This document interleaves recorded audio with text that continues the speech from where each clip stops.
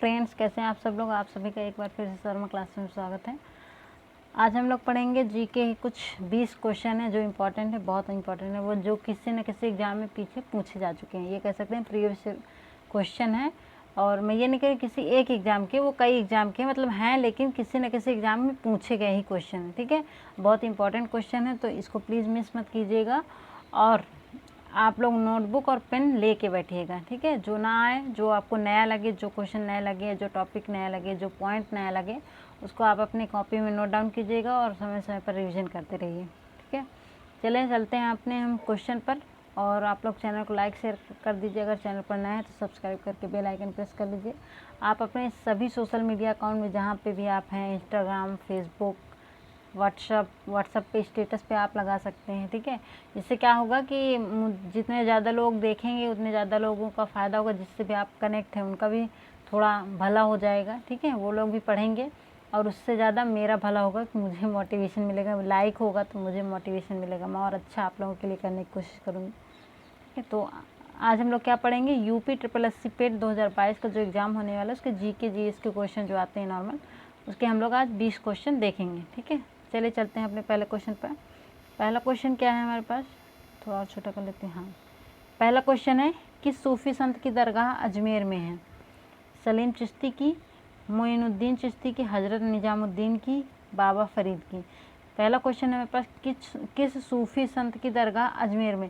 ये सभी जितने सभी सूफ़ी संत हैं। ठीक है, तो किस सूफ़ी संत की कह रहा है? दरगाह मतलब जो उनकी मज़ार होती, जो उनकी कब्र होती। ठीक है, उसी को इसमें दरगाह या मज़ार कहा जाता है। तो कहाँ पर है?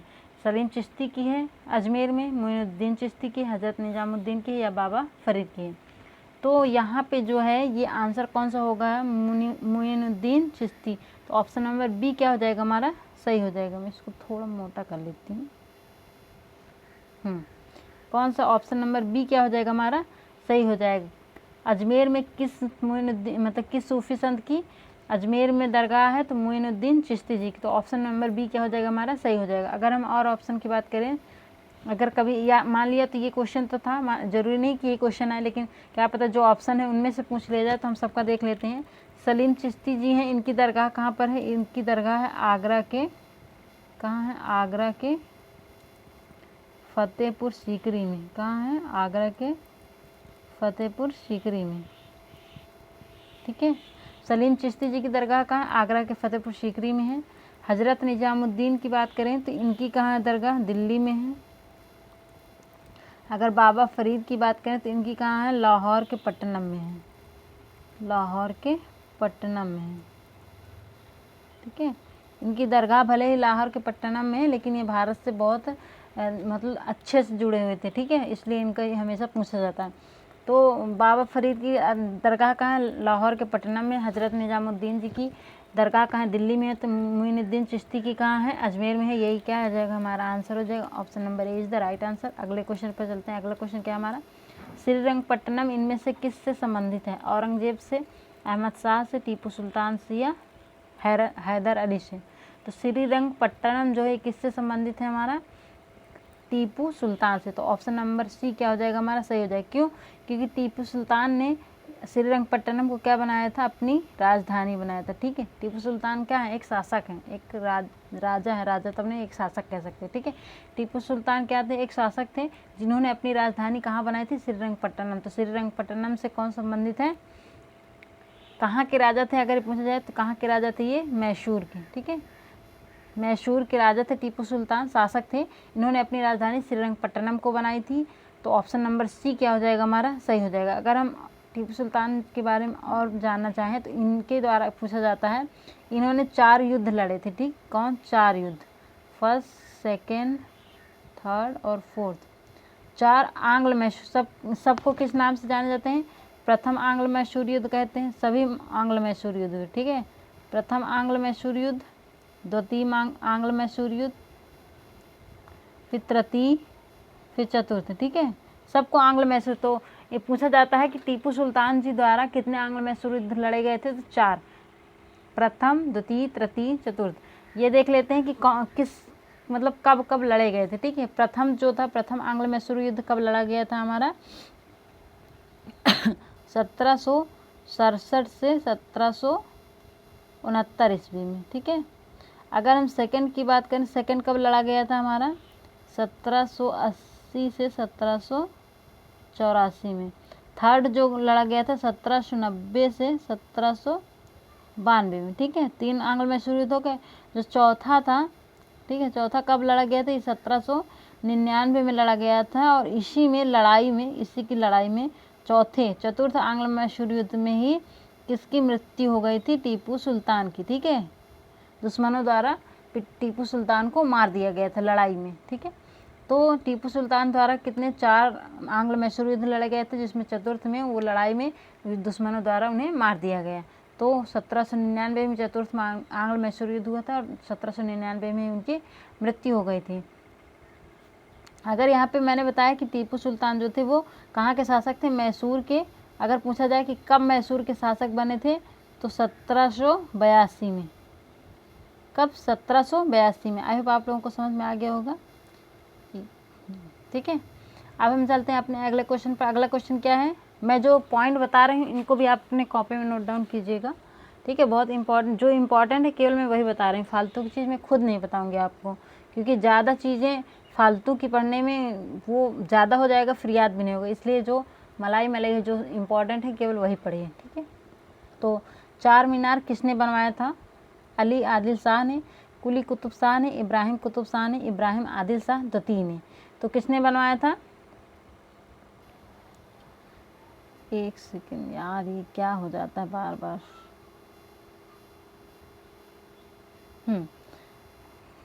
4 मीनार किसने बनवाया था? तो 4 मीनार बनवाया था कुली कुतुब शाह ने। तो ऑप्शन नंबर बी क्या हो जाएगा हमारा? सही हो जाएगा। थर्ड का option number B is the right answer, ठीक है। अगर हम इसकी बात करें, कुली कुतुब शाह कौन थे? तो ये आंध्र प्रदेश के हैदराबाद में, ये कुली कुतुब शाह नहीं, ये जो 4 मीनार है जो कुली कुतुब शाह द्वारा बनाए गए थे, ये कहाँ पर स्थित है? अगर इसकी बात करें तो ये आंध्र प्रदेश के कहाँ? हैदराबाद में, ठीक है। आंध्र प्रदेश के हैदराबाद में स्थित है। कहाँ? 4 मीनार जो है ये आंध्र प्रदेश के हैदराबाद में। तो 4 मीनार कहाँ, किसने बनवाया था? कुली कुतुब शाह। तो ऑप्शन नंबर बी क्या हो जाएगा हमारा? सही हो जाएगा। कहाँ बनवाया गया था? आंध्र प्रदेश के हैदराबाद में कुली कुतुब शाह द्वारा 4 मीनार का निर्माण करवाया गया था। आई होप आप लोगों को समझ में आ गया। अब हम चलते हैं अपने अगले क्वेश्चन पर। अगला क्वेश्चन क्या है हमारा? और छोटा कर देती हूँ जिससे सारे ऑप्शन आप लोगों को दिख जाएं, ठीक है। हाँ, इनमें से किस में गायत्री मंत्र का उल्लेख है? ठीक है, इसमें कह रहा है इनमें से किस में गायत्री मंत्र का उल्लेख है? उपनिषद में, यजुर्वेद में, ऋग्वेद में, सामवेद में। तो किस में होता है? ऋग्वेद में। तो ऑप्शन नंबर सी क्या हो जाएगा हमारा? सही हो जाएगा। गायत्री मंत्र का उल्लेख किस वेद में पाया जाता है? ऋग्वेद में। अगर वेद की बात हुई तो हम वेद पढ़ लेते। वेद कितने हैं हमारे? 4 हैं, ठीक है। ऋग्वेद, देखिए यहाँ पे 3 दिए गए हैं, ठीक है। ऋग्वेद कितने होते हैं? 4 होते हैं। ऋग्वेद, सामवेद, एक होता यजुर्वेद, ये तीसरा यजुर्वेद, यही क्रम भी होता है, ठीक है। पहले ऋग्वेद है, जैसे मैं क्रम लिख रही हूँ वैसे ही, फिर सामवेद, फिर यजुर्वेद, फिर लास्ट में कौन सा होता है? अथर्ववेद, ठीक है। तो हाँ, पूछा जाता है कि हमारे मतलब वेदों की संख्या कितनी है? तो 4 वेद हैं। ऋग्वेद, सामवेद, यजुर्वेद, अथर्ववेद, 4 वेद है। सबसे प्राचीन वेद कौन सा है? सबसे प्राचीन वेद है ऋग्वेद, ठीक है। ऋग्वेद क्या है? सबसे प्राचीन वेद है। और अगर हम इसकी बात करें कि ऋग्वेद के रचयिता कौन, मतलब ऋग्वेद को लिखा किसने था? विश्वामित्र जी ने लिखा था। किसने लिखा था? विश्वामित्र जी ने लिखा था, ठीक है। अगर हम और बात करें, क्योंकि ऋग्वेद का ही ज़्यादा पूछा जाता है, ऋग्वेद की बात करें तो इसमें क्या है कि इसकी इस समय की जब ऋग्वेदिक काल भी होता है। ऋग्वेदिक काल किसे कहते हैं? वह काल जिस समय ऋग्वेद की रचना की गई थी उसे ऋग्वेदिक काल कहते हैं। तो ऋग्वेद में जो ऋग्वेद लिखा गया है, विश्वामित्र द्वारा लिखा गया है, उसमें पूछा जाता है कभी कभी क्वेश्चन, इससे बहुत इंपॉर्टेंट क्वेश्चन बनते हैं कि सबसे पवित्र नदी क्या है? ऋग्वेद में सबसे पवित्र नदी क्या है? सबसे पवित्र नदी कौन सी, क्या है, नहीं मतलब, ठीक है। तो ऋग्वेद की सबसे पवित्र नदी कौन सी है? सरस्वती है। अगर पूछा जाए सबसे महत्वपूर्ण नदी कौन सी थी? महत्वपूर्ण नदी कौन सी थी? तो वो थी सिंधु। ठीक है, मैं एक बार रिपीट कर देती हूँ वर्बली कि देखिए, ऋग्वेद की सबसे पवित्र नदी कौन सी थी? सरस्वती थी। ऋग्वेद की सबसे महत्वपूर्ण नदी कौन सी है? सिंधु है। ऋग्वेद की रचयिता कौन है? विश्वामित्र हैं। ऋग्वेद में ही गायत्री मंत्र का उल्लेख है। ऋग्वेद क्या है? सबसे प्राचीन वेद है। वेदों में सबसे प्राचीन वेद क्या है? ऋग्वेद है। अगर हम कहा जाए कि मतलब क्वेश्चन पूछे कि ऋग्वेद किस देव को समर्पित था, तो किस देव को समर्पित था? हमारे सूर्य देव को। इस देव को सूर्य देव को। अगर पूछा जाता है कि ऋग्वेद किस सत्ता वाला था, ठीक है, तो पितृ सत्तात्मक था। किस पितृ सत्तात्मक व्यवस्था थी तब। पितृ सत्तात्मक व्यवस्था का मतलब ये है कि पिता का ही राज चलता था, पिता के हिसाब से सब कुछ होता था। ठीक है, पिता ही क्या मुखिया होता था परिवार का, तो पितृ सत्तात्मक थी। इतने सारे क्वेश्चन जो थे ऋग्वेद से बन रहे थे। अगर हम और बात करें, कभी कभी पूछा जाता है कि सामवेद। सामवेद क्या है? ये गायन का वेद है। ठीक है, गायन वेद इसको भी कहते हैं। मतलब जब भी आपसे पूछे कि गानों के बारे में या सॉन्ग के बारे में किस वेद में लिखा गया है, तो वो सामवेद में लिखा गया। अगर हम यजुर्वेद की बात करें तो इसमें किस चीज़ का उल्लेख है? यज्ञ का उल्लेख, यज्ञ हवन, ये सारी विधि विधानों का उल्लेख किया गया। अगर हम बात करें अथर्ववेद जो हमारा लास्ट वाला है 4th नंबर का, उसमें क्या है? उसमें टोना टोटका ये सब चीज़ का, ठीक है, टोना टोटका का उल्लेख मिलता है। अगर उपनिषद यहाँ पे है तो उपनिषद की बात करें तो उपनिषद क्या? उपनिषदों की संख्या कितनी है? हमारे 108 है।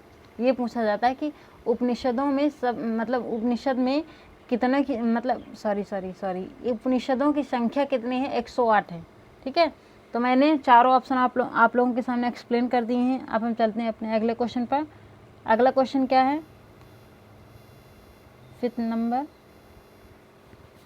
सिकंदर ने पूर्व के विरुद्ध किस नदी के तट पर लड़ाई की थी? पूर्व नहीं था, ये पूर्व था, सॉरी क्या था? एक सेकेंड, इसको मैं ऊपर कर देती, ये बार बार आ जाता है। ये पूर्व नहीं था, ये था पूर्व। क्या था? पूर्व, जिसको हम क्या कहते हैं? पोरस भी कहते हैं। ठीक है, पूर्व या पोरस दोनों कहते हैं। सिकंदर ने पूर्व के विरुद्ध किस नदी के तट पर लड़ाई की थी? तो किस नदी के तट पर लड़ाई की थी? झेलम नदी के। ठीक है, तो ऑप्शन नंबर सी क्या हो जाएगा? हमारा सही हो जाएगा। सिकंदर और पोरस के बीच किस नदी के किनारे युद्ध हुआ था? झेलम नदी के किनारे। कहाँ पर? मेरा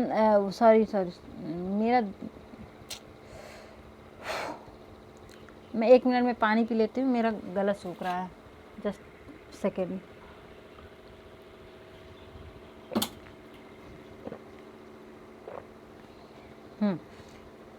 जब मुंह सूखने लगता है ना तो जीभ चिपकने लगती है, तो बोलो कुछ और, निकलता है कुछ और। हाँ, हम लोग कहाँ पे थे? हाँ, सिकंदर और पुरु के बीच, या जिसे पुरु को पोरस भी कहते हैं, ये इनके दोनों के बीच युद्ध हुआ था। तो ये किस नदी के किनारे पर हुआ था? किस नदी के तट पर हुआ था? तो वो किस नदी के तट पर हुआ था? झेलम नदी के किनारे हुआ था। अगर हम यहाँ पे सिकंदर की बात आ गई तो हम सिकंदर के बारे में कुछ देख लेते। सिकंदर कहाँ का शासक था? कहाँ का राजा था? तो ये मकदूनिया का राजा था। कहाँ था? मकदूनिया का। ठीक है, मकदूनिया के राजा फिलिप का पुत्र था। इसके पिता का नाम क्या था? फिलिप, जो कहाँ के शासक थे? मकदूनिया के। तो सिकंदर कौन था? मकदूनिया के राजा फिलिप का पुत्र था। ठीक है, भारत विजय का इसका क्या था? स्वप्न था। ठीक है, भारत विजय का स्वप्न इसने कब स्टार्ट किया? अगर पूछा जाता है कि सिकंदर ने अपने भारत विजय का स्वप्न कब आरंभ किया था, तो कब आरंभ किया था? 326 BC में। ईस्वी नहीं, BC में। ठीक है, BC में। आई होप आप लोगों को समझ में आ गया होगा। तो हमारे हिसाब से क्वेश्चन कौन सा सही होगा? ऑप्शन नंबर सी क्या हो जाएगा? हमारा सही हो जाएगा। सिकंदर और पोरस के बीच युद्ध, सिकंदर ने बहुत राजाओं के साथ युद्ध किए हैं, पर वो पोरस से बहुत प्रसन्न हुआ था। ठीक है, क्योंकि पोरस को उसने बहुत मुश्किल से हराया था, और पोरस को हरा भी नहीं पाता, शायद उसके किसी सेनापति ने या किसी ने धोखा दे दिया तब। तो वो बहुत, सिकंदर क्या हुआ था? पोरस से बहुत खुश हो गया था उसके युद्ध नीति को देखकर। ठीक है, तो उसने क्या किया था? लड़ाई करने के बाद भी जो उससे जीता हुआ था उसको फिर से उसने वापस दे दिया था। ठीक है, अब हम चलते हैं अपने अगले क्वेश्चन पर। अगला क्वेश्चन क्या है? डच ने सन 1605 में पहली बार भारत ने अपने को कहाँ स्थापित किया था? गुजरात में, मसूलीपट्टनम में, सूरत में या गोवा में? तो डच ने 1605 में, ये सिस्टम बहुत ख़राब है, ये जो आ जाता है, ठीक है। डच ने अपने आप को, डच ने 1605 में पहली बार भारत में अपने को कहाँ स्थापित किया था? मतलब अपने को, या कह सकते हैं कि डचों की पहली व्यापारिक कोठी कहाँ पे स्थापित हुई थी? क्योंकि जो भी बाहर से लोग आए थे, आंग्ल लोग, अंग्रेज जो भी आए थे, वो सब यहाँ पे व्यापार करने के उद्देश्य ही आए थे, ठीक है। तो डच ने अपनी पहली व्यापारिक कोठी अपने आप को पहली बार 1605 में कहाँ स्थापित किया था? कब स्थापित किया था? 1605 में, ये भी आपको याद रखना। कहाँ स्थापित किया था? मसूलीपट्टनम में। तो ऑप्शन नंबर बी क्या हो जाएगा हमारा? सही हो जाएगा। यहाँ पे पूछा जाता है कि कभी कभी आंग्लों का क्रम पूछ लिया जाता है कि किस क्रम में भारत में आए, किस क्रम में इन्होंने व्यापार किया। तो सबसे पहले भारत में कौन आए थे? पुर्तगाली आए थे, ठीक है, पुर्तगाली। फिर कौन आए थे? अंग्रेज। फिर उसके बाद क्या आए थे? डच आए थे। फिर डेनिश आए थे। फिर लास्ट में कौन आए थे? फ्रांसीसी। तो इनका क्रम भी कभी कभी पूछ लिया जाता है कि आंग्ल जो है भारत में व्यापार करने के उद्देश्य से किस क्रम में आए थे। तो सबसे पहले पुर्तगाली आए थे, अंग्रेज, फिर डच, फिर फ्रांसीसी। अगर पूछा जाए पुर्तगाली कब आए थे? 1498 में, एक सेकेंड, 1498। फिर कौन आए थे? अंग्रेज कब आए थे? 1600 में। फिर आए थे डच कब आए थे? 1602 में। अगर हम डेनिश की बात करें, डेनिश कब आए थे? 1616 में आए थे। और लास्ट में फ्रांसीसी कब आए थे? यहाँ पे 1664 में आए थे, ठीक है। मैं जितने पॉइंट लिखा रही हूँ आप लोग भी अपने कॉपी में लिखते जाइए, ठीक है। अगर हम बात करें कि यहाँ पे हमने देख लिया कि डचों ने जो 1605 में स्थापित किया था, वो मसूलीपट्टनम में स्थापित किया था। तो ऑप्शन नंबर बी क्या हो जाएगा हमारा? सही हो जाएगा। अगर यहीं पे पूछा जाए कि पुर्तगालियों ने, क्योंकि ये सबसे पहले आए थे, पुर्तगालियों ने जो 1498 में आए थे, इन्होंने अपनी व्यापारिक कोठी सबसे पहले कहाँ स्थापित की थी? तो इनका भी पूछा जाता है कोचीन में, ठीक है। कहाँ? कोचीन। पुर्तगालियों द्वारा व्यापारिक कोठी, पहली व्यापारिक कोठी कहाँ स्थापित की गई थी? कोचीन में। अगर अंग्रेज़ों की बात करें तो अंग्रेज़ों ने कहाँ अपनी पहली व्यापारिक कोठी स्थापित की थी? सूरत में। कहाँ? सूरत में, 1608 में, ठीक है। अगर बात करें हम डेनिश जो है, ठीक है, डेनिश ने अपनी पहली व्यापारिक कोठी कहाँ स्थापित की थी? कहाँ स्थापित की?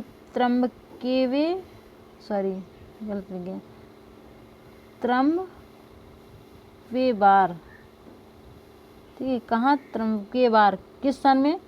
1620 में। तो डेनिश ने 1620 में अपनी पहली व्यापारिक कोठी स्थापित की थी, ठीक है। ये डेनिश का तो काफ़ी पूछा जाता है, लेकिन ये पुर्तगालियों का, अंग्रेज का, डच का, इन सब का आप लोग याद रखें। डच ने अपनी पहली व्यापारिक कोठी कहाँ स्थापित की थी?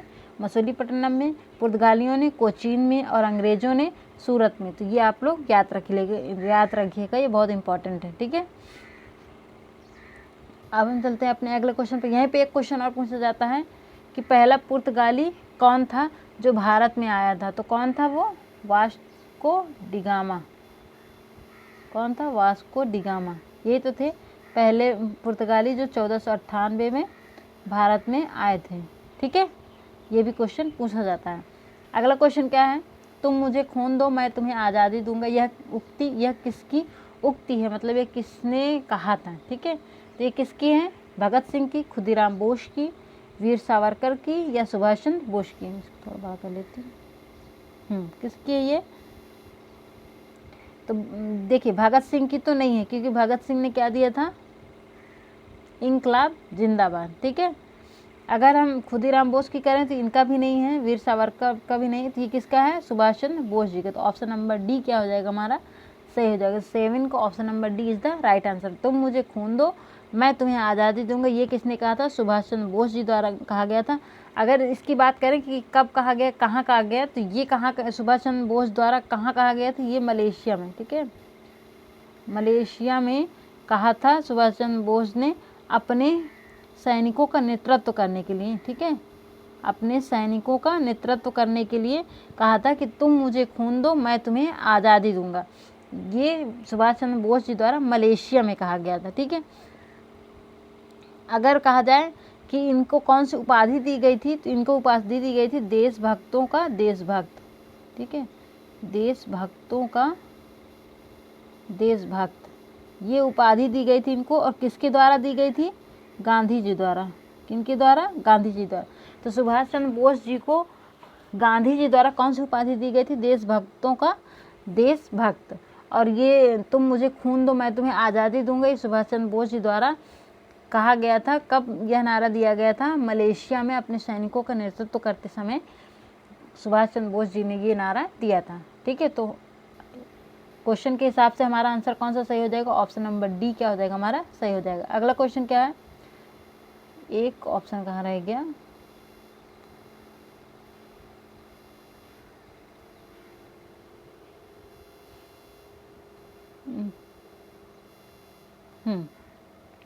बंगला गद्य के जनक किसे कहा जाता है? ईश्वर चंद्र विद्यासागर को, चंद्रशेखर देव को, द्वारकानाथ टैगोर को, या बी मालाबारी को, ठीक है। तो क्वेश्चन के हिसाब से हमारा आंसर क्या है? बंगला गद्य के जनक किसे कहा जाता है? ईश्वर चंद्र विद्यासागर को कहा जाता है। ऑप्शन नंबर ए क्या हो जाएगा हमारा? सही हो जाएगा। ये इनके क्या उपनाम है? बंगला गद्य के जनक किसे कहा जाता है? ये ऑप्शन ईश्वर चंद्र विद्यासागर जी को कहा जाता है। ऑप्शन नंबर ए क्या हो जाएगा हमारा? सही हो जाएगा। अगला क्वेश्चन क्या है? अगला क्वेश्चन है हमारा, जिसमें कुछ समझाने वाली चीज़ उसमें मैं समझा देती हूँ, ठीक है। दिल्ली के पूर्व ब्रिटिश अधिकृत भारत में भारत की राजधानी थी। कह रहा है दिल्ली से पूर्व, मतलब अभी तो भारत की राजधानी दिल्ली है, लेकिन दिल्ली से पूर्व जब ब्रिटिश अधिकृत, जब ब्रिटिश का शासन था भारत में, तब भारत की राजधानी क्या थी? लखनऊ थी, मुंबई थी, पटना थी या कोलकाता थी? तो अभी दिल्ली में है, लेकिन जब भारत में ब्रिटिश राज्य था तब भारत की राजधानी क्या थी?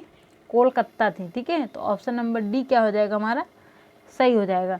अगर हम बात करें कि कोलकाता थी पहले, लेकिन ये दिल्ली कब बनी, ठीक है, तो कोलकाता थी, लेकिन ये 1911 में लॉर्ड हार्डिंग के काल में, जब बंगाल विभाजन को रद्द कर दिया गया, ठीक है। बंगाल विभाजन की बात आई है, तो बंगाल विभाजन कब स्टार्ट हुआ था? 1905 में स्टार्ट हुआ था। लॉर्ड कर्जन द्वारा 1905 में बंगाल विभाजन किया गया था। तो उसी के चलते जब 1911 में लॉर्ड हार्डिंग द्वारा बंगाल विभाजन को रद्द किया गया, और उसके बाद 1912 में, ठीक है, रद्द करने के बाद 1912 में कोलकाता से राजधानी क्या बना दी गई? दिल्ली बना दी गई। क्या बना दी गई? दिल्ली, ठीक है। तो पूरी बात यह है कि दिल्ली से पूर्व कोलकाता थी राजधानी। तो क्वेश्चन के हिसाब से हमारा आंसर ये हो जाएगा, लेकिन मैं एक बार रिपीट कर देती हूँ कि 1911 में कौन थे यहाँ पे मतलब अंग्रेज कौन शासक था? वो था लॉर्ड हार्डिंग। तो 1911 में लॉर्ड हार्डिंग के काल में बंगाल विभाजन को रद्द करके 1912 में भारत की राजधानी कलकत्ता से स्थानांतरित करके दिल्ली को बना दिया गया। बंगाल विभाजन किसके द्वारा किया गया था? लॉर्ड कर्जन द्वारा 1905 में किया गया था। क्यों किया गया था बंगाल विभाजन? जो आंदोलन की उन्होंने क्या किया था कि मतलब कि भारत को कह रहे थे कि शासन करते नहीं बनता, कार्यकाल और शासन की व्यवस्था के आधार पर उन्होंने बंगाल को 2 भागों में बांट दिया था, ठीक है। अगला क्वेश्चन क्या है? 1943 एक महत्वपूर्ण वर्ष है क्योंकि आज़ाद हिंद फौज की स्थापना हुई थी, द्वितीय विश्व युद्ध समाप्त हुआ था, दांडी मार्च का आयोजन हुआ था, या भारत छोड़ो प्रस्ताव पारित हुआ था। तो 1943 में क्या हुआ था? आज़ाद हिंद फौज की स्थापना हुई थी। तो ऑप्शन नंबर ए क्या हो जाएगा हमारा? सही हो जाएगा। 1943 में क्या हुआ था? आज़ाद हिंद फौज की स्थापना हुई थी, ठीक है। कब हुई थी? 1943 में 1943 में अगर पूछा जाए किसके द्वारा की गई थी? मोहन सिंह द्वारा, ठीक है। किसके द्वारा की गई थी? मोहन सिंह जी द्वारा। तो 1943 में मोहन सिंह जी द्वारा आज़ाद हिंद फौज की स्थापना की गई थी, ठीक है। अगला क्वेश्चन पे चलते हैं। अगला क्वेश्चन क्या है हमारा? भारतीय राष्ट्रीय कांग्रेस का पहला अधिवेशन किसके सभापतित्व में आयोजित हुआ था? कह रहा भारतीय राष्ट्रीय कांग्रेस का पहला अधिवेशन। पहले हम बात कर लेते हैं भारतीय राष्ट्रीय कांग्रेस के बारे में। इसकी स्थापना 1885 में A.O. ह्यूम द्वारा की गई थी। किसके द्वारा? A.O. ह्यूम द्वारा, ठीक है। तो भारतीय राष्ट्रीय कांग्रेस की स्थापना 1885 में A.O. ह्यूम द्वारा की गई थी और पहला अधिवेशन भी 1885 में ही हुआ था। लेकिन उसके अध्यक्ष कौन थे? तो वो उसके अध्यक्ष थे कौन? W.C. बनर्जी। कौन थे? W.C. बनर्जी। प्रथम अधिवेशन कहाँ हुआ था? अगर हम बात करें जिसके अध्यक्ष जो प्रथम अधिवेशन हुआ था वो कहाँ हुआ था? मुंबई में हुआ था। कब हुआ था? 1985 में। ठीक है। तो भारतीय राष्ट्रीय कांग्रेस का पहला अधिवेशन, प्रथम अधिवेशन W.C. बनर्जी की अध्यक्षता में मुंबई में 1985 में हुआ था। ठीक है। अगर हम बात करें कि इसकी स्थापना कब हुई थी तो मैं बता चुकी हूँ 1885 में A.O. ह्यूम द्वारा भारतीय राष्ट्रीय कांग्रेस की स्थापना की गई थी। अगर हम बात करें यहीं पे पूछा जाता और क्वेश्चन जब आ ही गई है भारतीय राष्ट्रीय कांग्रेस की बात तो मैं और कुछ बता देती हूँ। यहाँ पे अगर पूछा जाए कि द्वितीय अधिवेशन हुआ था उसकी अध्यक्षता किसने की थी? उसकी अध्यक्षता की थी दादा भाई नौरोजी जी ने। ठीक है। किसने की थी? दादा भाई नौरोजी जी ने। इनको क्या कहा, नौरोजी जी को क्या कहा जाता है? वयोवृद्ध की उपाधि दी जाती है, the great old man of India भी कहा जाता है। तो द्वितीय कांग्रेस अधिवेशन जो हुआ था वो उसकी अध्यक्षता किसने की थी? नौरोजी जी ने की थी और 1986 में। ठीक है। कब हुआ था? 1986 में। और जहाँ तक मुझे पता है तो ये कहाँ हुआ था? कलकत्ता में। ठीक है। कलकत्ता में ही हुआ था। थोड़ा सा कलकत्ता को लेकर डाउट, हल्का सा 0 पॉइंट कुछ करके %, लेकिन मुझे लग रहा कलकत्ता ही है। ठीक। तो द्वितीय अधिवेशन 1986 में हुआ था जिसकी अध्यक्षता दादा भाई नौरोजी ने की थी। कलकत्ता में हुआ था और नौरोजी जी की उपाधि क्या थी? इनको और किस नाम से जाना जाता था? The great old man of India या वयोवृद्ध पुरुष के नाम से भी जाना जाता है। अगर यहीं पर पूछा जाता है कि प्रथम मुस्लिम अध्यक्ष कौन थे? ठीक है। प्रथम मुस्लिम अध्यक्ष, जो कांग्रेस के प्रथम मुस्लिम अध्यक्ष कौन बने थे? तो बदरुद्दीन तैयब जी बने थे। कौन थे? बदरुद्दीन तैयब जी जो थे वो भारतीय राष्ट्रीय कांग्रेस के पहले मुस्लिम अध्यक्ष थे। अगर पूछा जाए कि पहले अंग्रेज अध्यक्ष कौन बनी थी? ठीक है। पहले अंग्रेज अध्यक्ष कौन बना था? भारतीय राष्ट्रीय कांग्रेस का जो अधिवेशन हुआ था वो उसमें पहले अंग्रेज अध्यक्ष कौन बने थे? तो श्रीमती एनी बेसेंट। कौन बनी थी? Shrimati Annie Besant. ये क्या थी? भारतीय राष्ट्रीय कांग्रेस की पहले अंग्रेज अध्यक्ष बनी थी। आई होप आप लोगों को समझ में आ गया। जितने क्वेश्चन बन सकते थे मैंने बता दिए हैं और हमारे क्वेश्चन के हिसाब से आंसर क्या हो जाएगा? W.C. Banerjee. Option number C क्या हो जाएगा? हमारा सही हो जाएगा। अगले क्वेश्चन पर चलते हैं। अगला क्वेश्चन क्या है? दिल्ली सल्तनत किसके आक्रमण में वस्तुतः खत्म हो गई थी? कह रहा दिल्ली सल्तनत किसके आक्रमण में वस्तुतः खत्म हो गई थी? अगर यहाँ पे आई है बात दिल्ली सल्तनत की तो पहले हम दिल्ली सल्तनत की बात कर लेते हैं। दिल्ली सल्तनत पे सबसे पहला, दिल्ली सल्तनत में कितने वंशों ने राज किया? कितने वंश आए? 5। ठीक है। इसमें कितने वंश आए थे? 5 वंशों ने इसमें शासन किया था दिल्ली सल्तनत में। ठीक है। अगर हम बात करें सबसे पहला वंश कौन था तो कौन था? गुलाम वंश। कौन था? गुलाम वंश आया था। ठीक है। जिसके शासक कौन थे? गुलाम वंश की अगर पूछे, गुलाम वंश की स्थापना किसने की थी? कुतुबुद्दीन ऐबक ने। किसने की थी? कुतुबुद्दीन ऐबक ने की थी। इसको गुलाम वंश की उपाधि, गुलाम वंश क्यों कहा गया? क्योंकि कुतुबुद्दीन ऐबक जो था वो मोहम्मद गोरी का गुलाम था। मोहम्मद गोरी ने, मतलब मोहम्मद गोरी जब यहाँ पे आया था, आक्रमण किया, जीता सब कुछ, उसके बाद वो क्या किया था कि कुतुबुद्दीन ऐबक जो उसका गुलाम था उसको सब कुछ देकर वो भारत से चला गया था। और कुतुबुद्दीन ऐबक ने गुलाम वंश की स्थापना कहाँ की थी? दिल्ली में गुलाम वंश की स्थापना की थी, इसीलिए उसको दिल्ली सल्तनत कहा गया। दिल्ली सल्तनत पर पहला वंश कौन सा आया था? गुलाम वंश आया था, जिसके संस्थापक कौन थे? कुतुबुद्दीन ऐबक थे। ठीक है। पहले गुलाम वंश आया, क्रम तो मुझे शायद मैं थोड़ा डाउट में, लेकिन गुलाम वंश हो गया और कौन था? खिलजी वंश हो गया और जल गया, नहीं, गुलाम वंश, खिलजी वंश और क्या था? लोधी वंश तो सबसे लास्ट में आता है। ठीक है। खिज्र वंश भी आता है। ठीक है। गुलाम वंश और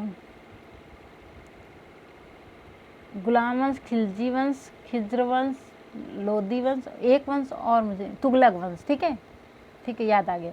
गुलाम वंश, खिलजी वंश, तुगलक वंश और खिज वंश कुछ ऐसे था, और एक लोधी वंश, ठीक है।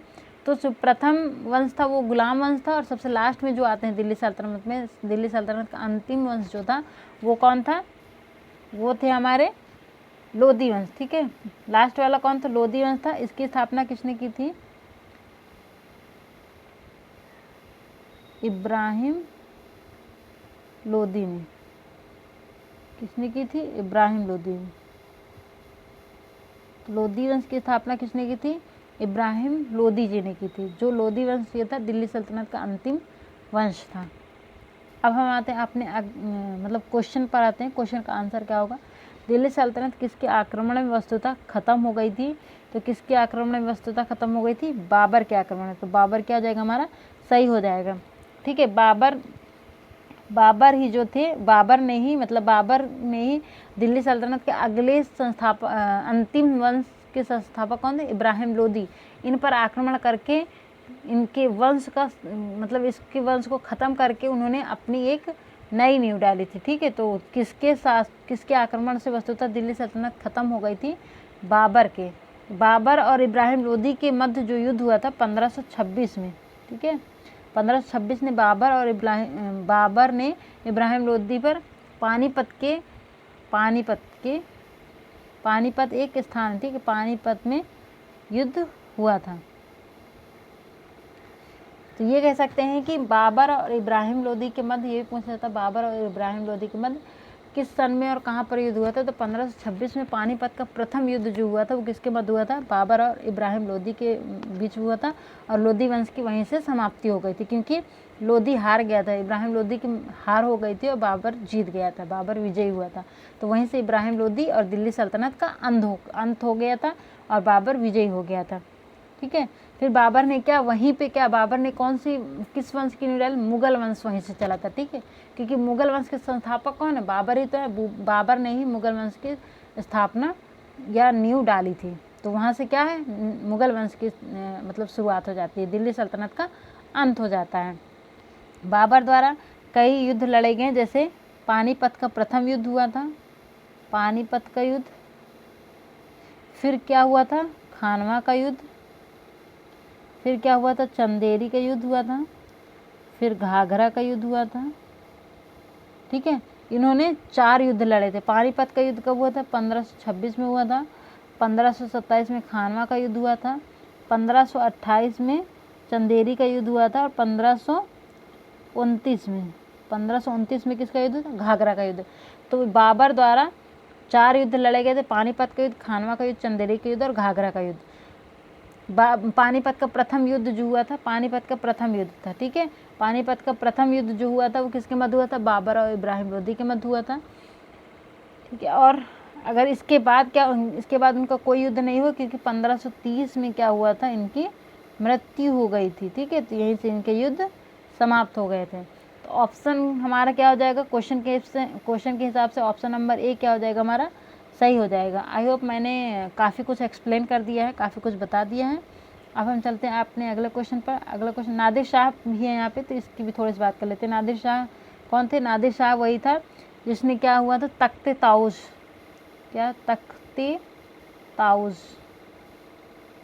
ताउस, जिसको किसने बनवाया था, शाहजहां द्वारा बनाया गया था। किसने बनाया था, शाहजहां द्वारा बनवाया गया था। इसमें क्या लगा था, कोहिनूर हीरा लगा था, ठीक है, कोहिनूर हीरा लगा था, ठीक है। तख्ते ताउस शाहजहां द्वारा बनाया गया था, जिसमें कोहिनूर हीरा लगा था। उसे कौन उठाकर ले गया था भारत से, नादिर शाह उठाकर ले गया था। कहाँ ले गया था, ईरान। ये भी क्वेश्चन बहुत इंपॉर्टेंट है, पूछा जाता है कि तख्ते ताउस, कभी पूछ लेगा तख्ते ताउस किसने बनवाया था, तो शाहजहां ने बनवाया था। पूछ जाता है इसमें कौन सा हीरा लगा था, तो कोहिनूर हीरा लगा था। और पूछा जाता है कि इसे भारत से कौन ले गया था, तो ईरान ले गया था, कौन, नादिर शाह, ठीक है। अगला क्वेश्चन पर चलते हैं। अगला क्वेश्चन है हमारा, इनमें से किसको बीज गणित के आविष्कार का श्रेय जाता है, आर्यभट्ट को, मेधातिथि को, अपस्तंबा को या भास्कर को। तो बीज गणित के जो आविष्कार का श्रेय है वो भास्कर को जाता है। तो ऑप्शन नंबर डी क्या हो जाएगा हमारा, सही हो जाएगा। ठीक है, तो ऑप्शन नंबर डी क्या हो जाएगा, राइट हो जाएगा हमारा। अगर हम ये बीज गणित की बात हुई तो हम और भी ज्ञात कर लेते हैं, जैसे कि रेखा गणित हो गया और क्या हो गया, ज्यामिति हो गई। ठीक है, ज्यामिति, इन दोनों के अगर हम रचयिता या इन दोनों के जनक की बात करें या इनका श्रेय किसको जाता है, तो ये जाता है यूक्लिड को। किसको जाता है, यूक्लिड को। तो रेखा गणित या ज्यामिति का श्रेय किसको जाता है, मुख्य कौन है, यूक्लिड है। लेकिन बीज गणित का यहाँ पे पूछा है तो ऑप्शन नंबर डी क्या हो जाएगा हमारा, सही हो जाएगा। बीज गणित का श्रेय किसको जाता है, भास्कर को जाता है। क्वेश्चन में छोटा कर लेते हैं ताकि पूरा क्वेश्चन आप लोगों को दिखे हैं। ह्वेन-सांग के भ्रमण के दौरान सूती वस्त्र के उत्पादन के लिए सबसे प्रसिद्ध शहर था उज्जैन, बनारस, पाटलिपुत्र या मथुरा। तो ह्वेन-सांग के भ्रमण के दौरान सूती वस्त्र के उत्पादन के लिए सबसे प्रसिद्ध शहर कौन था, तो वो था हमारा मथुरा। तो ऑप्शन नंबर डी क्या हो जाएगा, सही हो जाएगा। अगर ह्वेन-सांग की बात करें, ह्वेन-सांग आया तो ह्वेन-सांग कौन था, ह्वेन-सांग हर्षवर्धन के काल में आया था। ये ह्वेन-सांग कोई शासक नहीं था, ये भारत का नहीं था, ये बल्कि दूत था। ठीक है, जो भेजे जाते थे पहले बाहर से। ठीक है, तो ये कब आया, किसके शासनकाल में आया था, हर्षवर्धन के शासनकाल में भारत आया था। और इसने कहा नालंदा विश्वविद्यालय में कुछ वर्षों तक अध्ययन किया था। उसके बाद इससे ह्वेन-सांग को हर्ष ने कौन सी उपाधि दी थी, शीलादित्य की उपाधि दी थी। कौन सी उपाधि दी थी, शीलादित्य की उपाधि किसको दी थी, ह्वेन-सांग को किसके द्वारा दी गई थी, हर्षवर्धन द्वारा दी गई थी। ठीक है, तो अब हम आ जाते हैं अपने फिर से क्वेश्चन पर। ह्वेन-सांग के भ्रमण के दौरान सूती वस्त्र के उत्पादन के लिए सबसे प्रसिद्ध शहर कौन था, मथुरा था। ह्वेन-सांग कौन था, ह्वेन-सांग एक दूत था, मतलब जो दूसरों द्वारा, जैसे कि दूसरे देश के राजा जो दूध भेज देते हैं अपना, जैसे कुछ संदेश लेकर, भारत में किसी देश में अपना संदेश देकर जिसको भेजते हैं ना, वो क्या कहलाते हैं, दूत कहलाते हैं। तो दूत के रूप में आया था, किसके शासनकाल में आया था, हर्षवर्धन के शासनकाल में आया था। हर्षवर्धन के दरबार में आया था।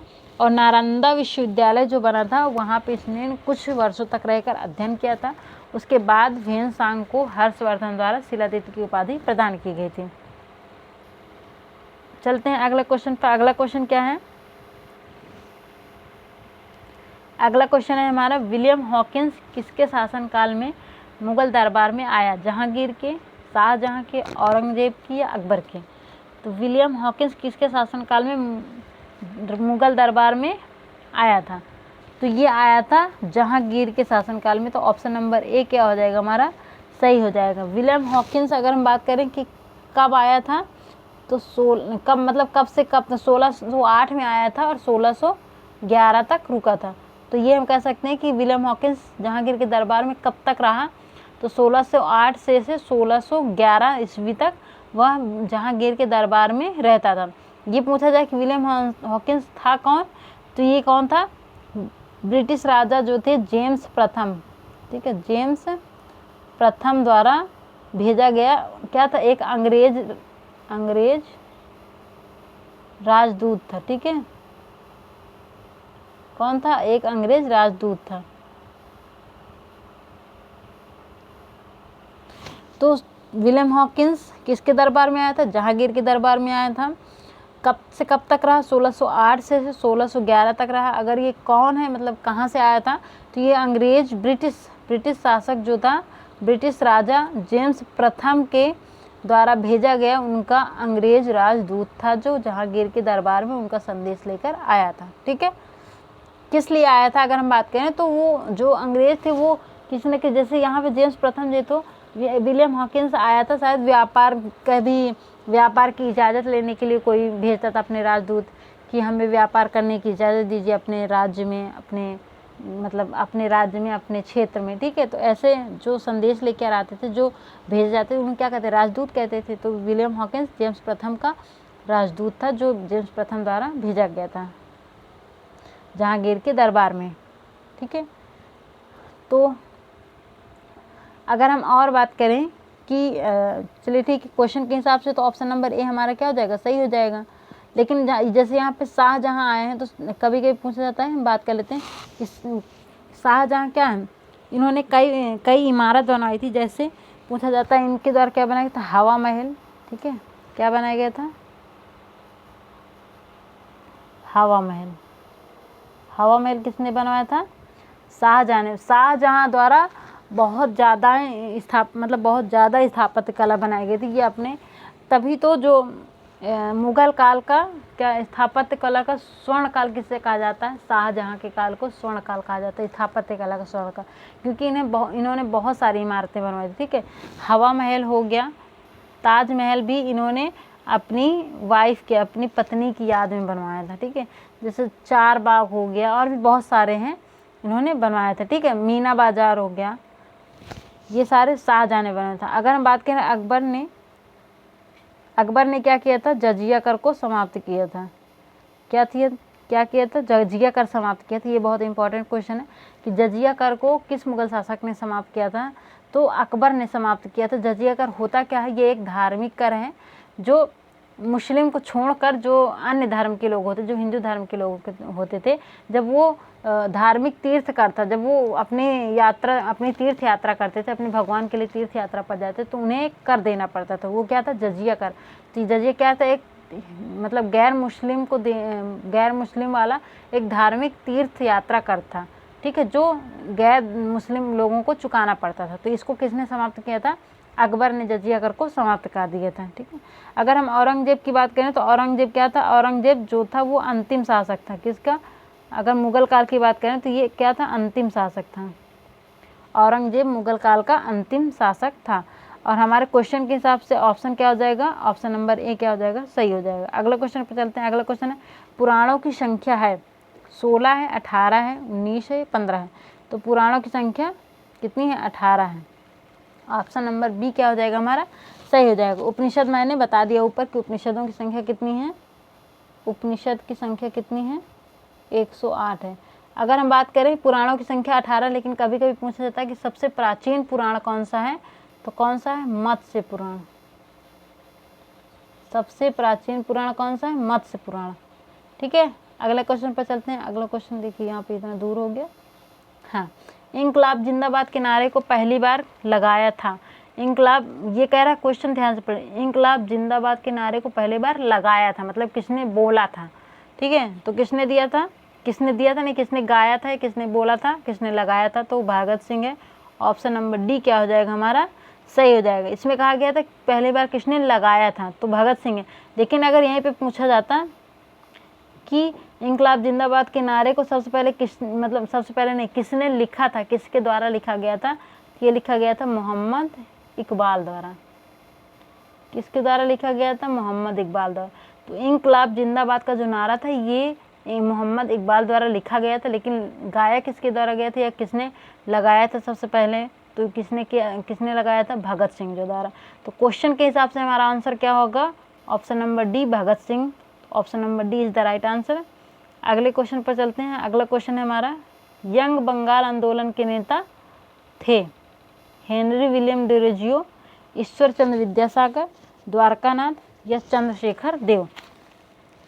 तो यंग बंगाल आंदोलन के नेता कौन थे, हेनरी विलियम डोरेजियो। तो ऑप्शन नंबर ए क्या हो जाएगा हमारा, सही हो जाएगा। क्या हो जाएगा, option number A is the right answer, Henry William डोरेजियो।